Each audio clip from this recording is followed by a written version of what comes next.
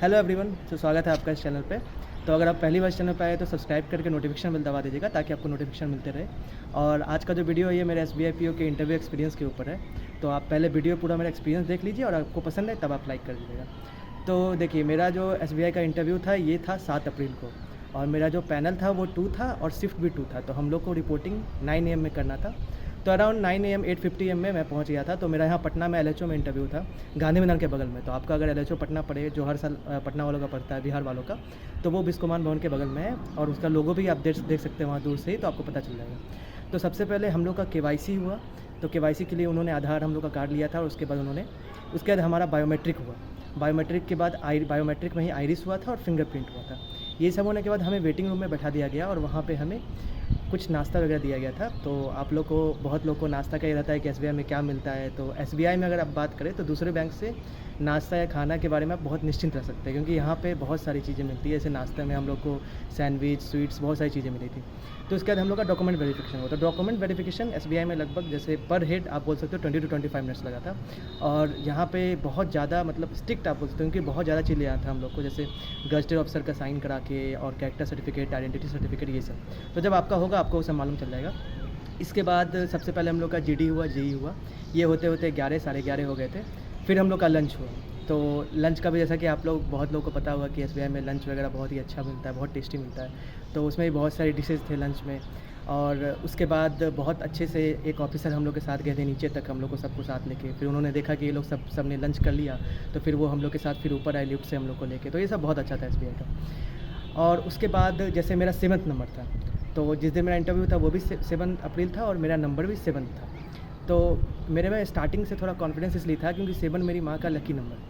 तो ये मैं आपको इसलिए सब बता रहा हूँ क्योंकि इंटरव्यू के दिन आपको देखना है कि क्या क्या चीज़ आपका कॉन्फिडेंस बढ़ा सकती है। फॉर एग्जांपल, आपका इंटरव्यू मान लीजिए 5th को है, 6th को, 7th को, तो आप उस दिन बहुत पॉजिटिव रहने की कोशिश कीजिए। मतलब जैसे कि मैंने बताया कि मेरी माँ का लकी नंबर था, तो मैं अपने आप को कॉन्फिडेंस ये बोल के रखता था कि चलो अच्छा ही होगा जो होगा।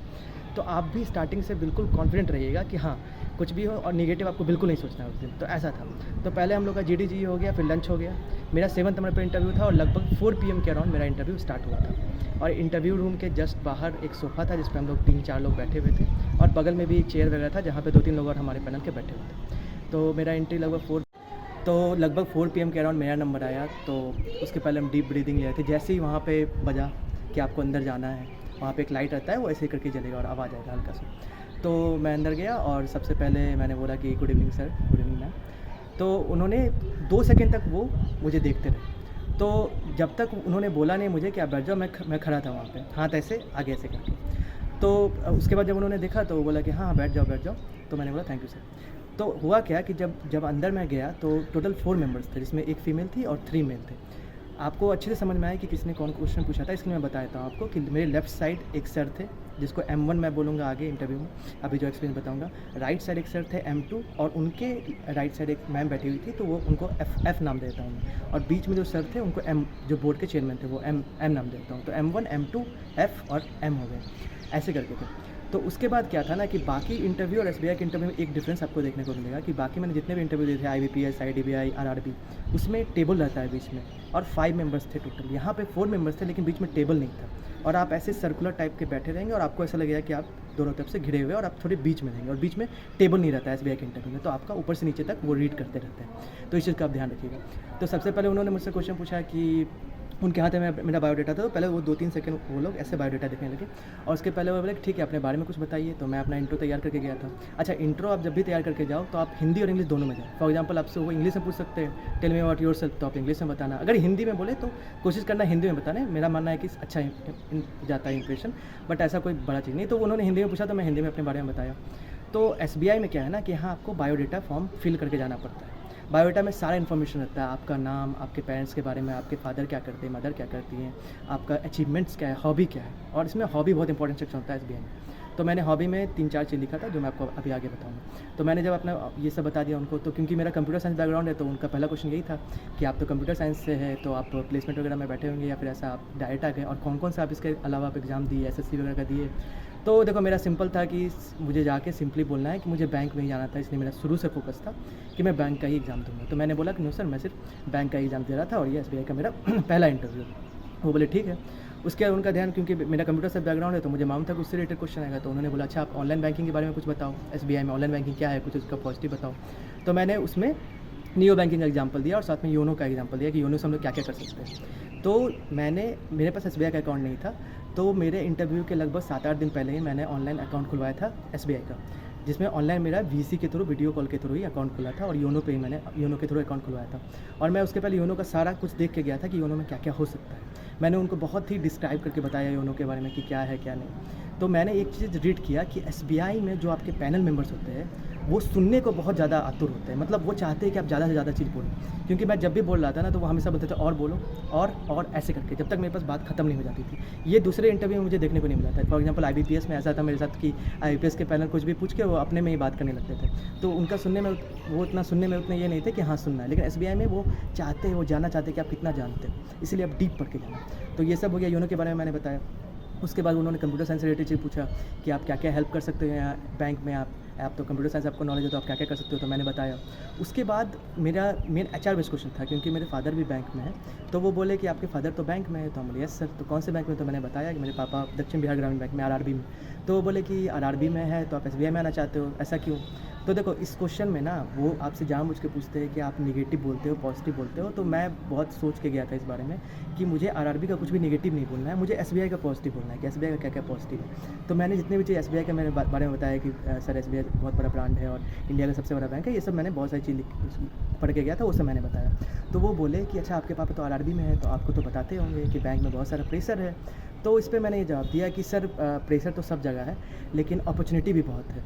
और अपॉर्चुनिटी जब जब हमें मिलती है तो हम अपॉर्चुनिटी पर अगर काम करें, अगर अपॉर्चुनिटी को हम लोग ग्रैब कर लें तो हम लोग को बहुत कुछ सीखने को मिलेगा। तो मैंने उन्हें ये जवाब दिया। तो ये सारे क्वेश्चन बोर्ड के चेयरमैन पूछे थे। उसके बाद टर्न आया मैम का। तो मैम जो थी पूरे इंटरव्यू में सबसे ज़्यादा अगर कोई सीरियस थी और मुझे लगा सबसे ज़्यादा प्रेशर बनाने का कोई कोशिश करी तो वो मैम थी, क्योंकि वो कोई भी क्वेश्चन पूछ के और ऐसे मतलब अपने ऐसे चिन पे हाथ रख के ऐसे एकदम ध्यान से सुनने की कोशिश कर रही थी, एकदम सीरियस होकर कि सामने पे ऐसे प्रेशर बनाया, ऐसे थोड़ा सा ऐसे आगे करके। तो उनका पहला क्वेश्चन यही था कि अच्छा आप ये बताओ कि निगेटिव क्या क्या है ऑनलाइन बैंकिंग की। तो मैंने बताया कि मैम निगेटिव तो ऐसा कुछ नहीं, लेकिन साइबर क्राइम रिलेटेड मैंने बताया कि ऐसा ऐसा होता है, आजकल बहुत चला हुआ है। तो वो बोली कि अच्छा एक चीज़ बताओ कि जैसे कि ऑनलाइन हम लोग बैंकिंग करते हैं तो इसमें तो निगेटिविटी बहुत कुछ होगी, पॉजिटिव उन्होंने पहले पूछा तो मैंने बता दिया। उसके बाद बोले निगेटिव भी कुछ होगा। तो मैंने बोला कि मैम निगेटिव ऐसा कुछ बड़ा तो नहीं है। तो उस समय ना मेरे माइंड में एक चीज़ आया, क्योंकि मैंने योनो ऐप यूज़ किया था 2-3 दिन पहले, तो योनो ऐप क्रैश हो गया था। ऐसा आप देखते हो कि योनो ऐप बहुत बार क्रैश कर जाता है। तो मेरे मन में वो आया, पर मैंने बोला नहीं। मैं यहाँ पे थोड़ा डिप्लोमेट रह गया कि मुझे लगा कि निगेटिव यहाँ पे हो सकता है कि अगर मैं थोड़ा निगेटिव बोलूँ तो मेरे जो बगल में सर थे उन्होंने बोला कि आप, क्योंकि आप नहीं बता पा रहे हो उसका, तो क्या आपको नहीं लगता है कि ऑनलाइन जो हम लोग ऑनलाइन बैंकिंग करते हैं तो उसमें कस्टमर टू कस्टमर इंटरेक्शन बहुत कम हो जाता है। तो मैंने बोला कि यस सर। तो देखो इस पे मेरे पास एक आंसर था कि सर इसमें जो कस्टमर टू कस्टमर इंटरेक्शन है वो तो कम हो जाता है, लेकिन जैसे कि कुछ दिन पहले ही मैंने एसबीआई का अकाउंट खुलाया था, तो योनो में मैंने ऑनलाइन योनो के थ्रू ऑनलाइन मेरा वो होता है आपका पैन कार्ड वगैरह वो चेक करते हैं वीडियो कॉल के थ्रू। तो क्योंकि टेक्नोलॉजी का यूज करके आपके पास अल्टरनेट भी है कि आप वीडियो कॉल के थ्रू कस्टमर से आप इंटरेक्ट भी कर सकते हो और उससे काम भी जल्दी हो जाता है। तो मेरे पास मेरे माइंड में जवाब था, पर मैंने दिया नहीं। अब मेरे माइंड में क्या है उसे मुझे पता नहीं, बट मुझे लगा कि नेगेटिव बोलने से अच्छा है कि मैं चुप हो जाऊँ। तो यही एक गलती थी जो मुझे पूरे इंटरव्यू देने के बाद भी लगा कि शायद मुझे बोलना चाहिए था। पर क्योंकि मेरा इंटरव्यू में 100% आया तो अब मुझे लगता है कि थोड़ा सा डिप्लोमेट होना इंटरव्यू में सही होता है, थोड़ा सा आप डिप्लोमेटिक हो सकते हैं। तो ऐसा मेरा इंटरव्यू हुआ। उसके बाद जो मेरे लेफ्ट साइड सर बैठे थे जिनको मैंने नाम दिया M1 अभी वीडियो के स्टार्ट में, तो वो M1 सर जो थे उन्होंने मुझसे पूछा कि अच्छा आपका हॉबी क्या क्या है। तो मैंने हॉबी में 3-4 चीज़ें लिखी थी, तो उसमें एक चीज़ थी लिसनिंग ऑडियो बुक। तो वो बोले कि अच्छा ऑडियो बुक है तो ये क्या है, कौन सा, किससे आप पढ़ते हो। तो मैंने बताया कुकू FM के बारे में। तो वो बोले कि अच्छा इसमें सब्सक्रिप्शन है आपका, तो मैंने बोला यस सर। तो वो बोले कि अच्छा अभी आप लेटेस्ट कौन सी बुक पढ़े हो। तो अभी लेटेस्ट इंटरव्यू के कुछ दिन पहले ही मैंने मिसेस अरुंधति भट्टाचार्य का जो ऑटोबायोग्राफी है इनडोमिटेबल, वो मैं पढ़ा था। तो मैंने उसके बारे में बताया। तो वो बोले कि अच्छा तो अरुंधति मैम के बारे में आपको कौन सी बातें अच्छी लगती है। तो मैंने बताया उनके बारे में कि क्या क्या चीज़ मुझे अच्छी लगती है। तो जिसमें मैंने एक चीज़ ये भी बताया था कि मतलब वो हमेशा बोलती हैं कि आप अपने आप को अपडेट रखो। तो वो बोले कि आप अपने आप को कैसे अपडेट रखते हो। तो मैंने बताया कि सर मैं डेली न्यूज़पेपर पढ़ता हूँ, इंग्लिश हिंदी दोनों, क्योंकि मैं हमेशा डेली न्यूज़पेपर पढ़ता था। तो ये बात मैं पहले से सोच के गया था कि कुछ भी करके न्यूज़पेपर की बात लाना है, ताकि वो न्यूज़पेपर से रिलेटेड चीज़ मुझसे पूछे।